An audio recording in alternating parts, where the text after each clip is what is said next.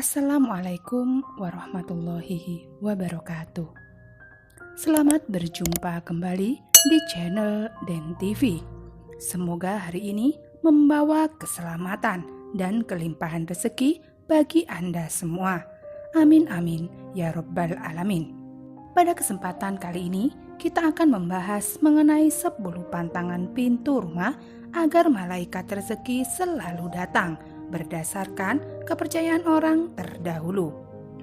Kepercayaan orang terdahulu adalah seni dan ilmu warisan masyarakat Cina kuno yang digunakan dalam menata bangunan, benda, dan ruang dalam suatu lingkungan untuk mencapai keselarasan dan keseimbangan dengan cara yang akan membawa kedamaian dan kemakmuran. Kepercayaan orang terdahulu sudah menjadi sains kuno yang sudah ada sejak 6.000 tahun silam, di mana dipakai penerapannya untuk mengatur aliran energi atau qi dan efeknya dalam mendatangkan energi positif dan menghindarkan energi negatif. Apabila pada video yang lalu kita sudah membahas mengenai posisi dan warna pintu rumah yang membawa rezeki, namun pada video ini yang akan kita bahas adalah pantangan-pantangan yang tidak boleh dilakukan terhadap pintu rumah, khususnya pintu utama. 10 pantangan pintu rumah ini akan melipat gandakan energi positif yang masuk ke dalam rumah, sehingga rumah Anda akan selalu berkelimpahan dan didatangi malaikat rezeki. Pantangan pintu rumah yang pertama dalam kepercayaan orang terdahulu adalah jangan menempatkan keset berwarna hitam atau gelap di depan pintu utama rumah. Warna yang paling tepat untuk keset di pintu utama rumah terlepas dari arah hadap pintu adalah warna merah. Merah adalah warna yang cerah. Masyarakat Cina menganggap warna merah merupakan warna yang mendatangkan keberuntungan. Merah adalah warna tradisional yang berasal dari Han, yaitu kelompok etnis dominan di Cina, yang melambangkan keberuntungan, vitalitas, perayaan, dan kemakmuran. Keset dengan warna merah akan membuat suasana di sekitar pintu utama menjadi cerah. Cerah adalah energi positif, dan energi positif adalah hoki yang terbaik. Pantangan pintu rumah yang kedua dalam kepercayaan orang terdahulu adalah jangan meletakkan rak sepatu di sebelah kiri dari rumah Anda, melainkan di sebelah kanan. Cara menentukan kanan dan kiri supaya tidak salah adalah berdirilah di pintu utama, kemudian menghadap ke jalan. Posisi yang paling tepat untuk rak sepatu adalah di sebelah kanan bagian luar pintu utama rumah. Pintu utama rumah kita adalah ibarat mulut, di mana menjadi tempat masuknya energi murni ke dalam rumah, sehingga penempatan rak sepatu yang salah akan mencemari semua energi yang akan masuk ke dalam rumah menjadi energi kotor. Pantangan pintu rumah dalam kepercayaan orang terdahulu yang ketiga adalah jangan memasang lampu yang redup atau bahkan sama sekali tidak ada lampu di area pintu utama rumah. Cahaya yang terang di depan pintu utama akan menyingkirkan hal-hal yang bersifat negatif. Selain itu, juga untuk keamanan rumah Anda. Cahaya adalah energi positif dari teras pintu utama harus mempunyai sumber cahaya yang cukup. Gunakan lampu yang mampu memberikan penerangan yang baik. Ingatlah bahwa cahaya akan mengalahkan kegelapan.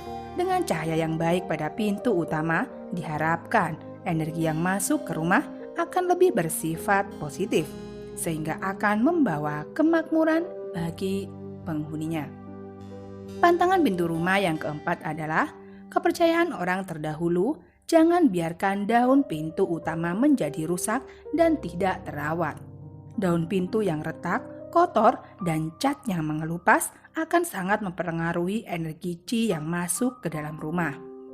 Sudah disebutkan bahwa pintu utama adalah ibarat mulut rumah. Jika kita tidak menjaga mulut, maka yang akan masuk ke dalam tubuh adalah makanan-makanan yang merugikan. Begitu pula dengan pintu rumah. Jika kita tidak menjaga dan merawatnya, maka energi negatiflah yang akan masuk mengisi rumah. Pantangan pintu rumah yang kelima dalam kepercayaan orang terdahulu adalah jangan biarkan daerah di sekitar pintu utama rumah menjadi kotor, tidak terawat. Daerah sekitar pintu utama tersebut mencakup jarak sekitar 2 meter ke segala arah dengan pintu sebagai pusatnya. Jangan biarkan ada sampah, debu, atau tumbuhan mati di sekitar pintu utama, karena hal itu akan merusak energi Qi yang masuk ke rumah dan mengubahnya menjadi energi negatif.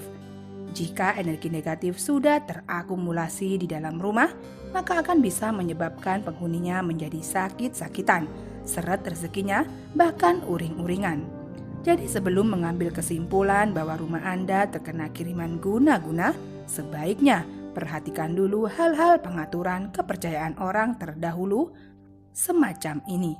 Pantangan pintu rumah yang keenam dalam kepercayaan orang terdahulu adalah jangan pernah menggantungkan sampah pada handle pintu utama. Mungkin hal ini terkesan percaya, mungkin hal ini terkesan tidak masuk akal dan sepele. Namun, percaya atau tidak, banyak orang yang memiliki kebiasaan jelek yang satu ini, dan efek yang ditimbulkan bisa sangat merusak. Sampah adalah salah satu pusat energi negatif. Bisa dibayangkan apa yang akan terjadi jika mulut dari rumah kita terdapat pusat dari energi negatif. Jika hal itu tetap dibiarkan, maka tidak lama rumah kita menjadi rumah yang dikuasai energi negatif, bahkan akan mengundang banyak kehadiran makhluk halus. Tempatkan tempat sampah pada posisi yang tersembunyi atau tidak mudah terlihat. Posisi idealnya adalah di pojok sebelah kanan dari rumah kita. Dan cara menentukan posisi kanan adalah sama dengan cara menentukan letak rak sepatu yang sudah dibahas tadi. Pantangan pintu rumah yang ketujuh adalah jangan biarkan ada keran yang bocor di sekitar pintu utama. Seringkali pada tipe rumah tertentu terdapat keran di dekat pintu utama. Gunanya adalah untuk menyiram tanaman. Perhatikanlah keran tersebut dengan seksama. Jika ada kebocoran sedikit saja, maka harus segera diperbaiki. Menurut kepercayaan orang terdahulu, jika ada kebocoran keran di rumah kita, maka hal itu akan membuat suatu kebocoran finansial. Aliran keuangan akan bocor dan merembes kemana-mana. Akibatnya uang menjadi sulit terkumpul. Pantangan pintu utama yang kedelapan adalah jangan menempatkan kompor dan meja makan sedemikian rupa sehingga kelihatan dari pintu utama. Jika kompor dan meja makan terlihat dari pintu utama, maka otomatis setiap tamu yang datang bisa melihatnya. Hal ini dipercaya dalam kepercayaan orang terdahulu sama dengan mengekspos kekayaan Anda. Hal ini kemudian akan menarik orang untuk meminjam uang kepada Anda yang tidak tahu kapan akan dikembalikan, sehingga akan menyulitkan Anda dalam mengumpulkan pundi-pundi kekayaan. Pantangan pintu rumah yang kesembilan adalah jangan biarkan celah antara pintu dengan lantai terlalu lebar atau sempit. Celah antara lantai dengan pintu yang terlalu lebar selain akan membuat banyak binatang masuk ke dalam rumah, juga akan menyebabkan energi Qi yang masuk menjadi terlalu kuat, sehingga hal ini akan menyebabkan ketidakseimbangan energi rumah. Sedangkan jika jarak celah antara lantai dengan pintu terlalu mepet, bahkan menyebabkan pintu menjadi sulit untuk dibuka, maka hal demikian akan menyebabkan energi Qi sulit masuk, sehingga rezeki menjadi tidak lancar. Pantangan pintu rumah yang ke-10 atau yang terakhir adalah jangan memasang hiasan atau ornamen yang memiliki ujung tajam pada pintu utama. Benda yang berujung runcing dan tajam akan mengacukan energi Qi yang masuk ke dalam rumah. Selain itu, juga hindarilah menempel pintu utama dengan hiasan dari makhluk hidup yang sudah mati, seperti bunga kering, kepala binatang, dan lain-lain. Dengan mengacu pada 10 pantangan pintu utama tersebut, Anda akan mampu mengatur aliran energi yang masuk ke dalam rumah dan menciptakan keseimbangan di dalamnya, sehingga diharapkan malaikat rezeki akan selalu datang dan membuat penghidupan Anda selalu lancar. Demikianlah video mengenai 10 pantangan rumah menurut kepercayaan orang terdahulu. Semoga dapat memberi manfaat dan kebaikan bagi kita semua.